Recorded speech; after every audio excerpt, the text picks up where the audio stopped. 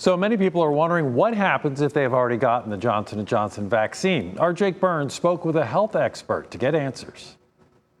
Overall, I just felt very fortunate to have the opportunity to get vaccinated. Working in higher ed, Catherine Schuster sees her COVID vaccine as a path back to campus. I've noticed how much students are suffering, both academically and on an interpersonal level. She got the Johnson & Johnson shot 2 Fridays back and saw the news of its paused rollout on social media Tuesday morning. Alarming a bit and kind of get a pit in your stomach, but I've read a few of the articles, and the more I read about it, the more I feel like it's being done more out of precaution. There have been 6 reported severe blood clot cases out of nearly 7 million J&J doses administered in the U.S. What might you say to folks that have gotten the J&J vaccine and are really nervous about this whole thing?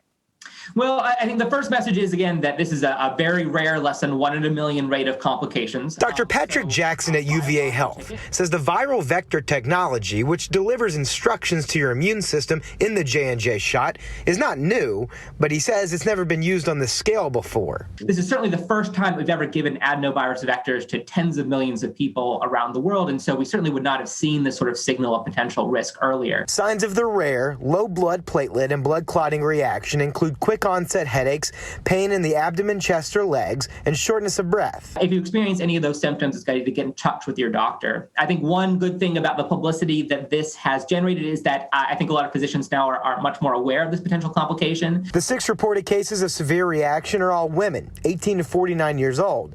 Dr. Patrick says women of reproductive age are at higher risk of some autoimmune and clotting disorders, which he says will be monitored. Because if you can identify a portion of the population that, for example, is a particularly high risk from one vaccine, and a proportion of the population says that that's a particularly low risk from this vaccine, then you might be able to shunt use of different vaccines to different populations. The Pfizer and Moderna vaccines are based off different mRNA technology, and to this point, no cases of this kind of reaction have been reported.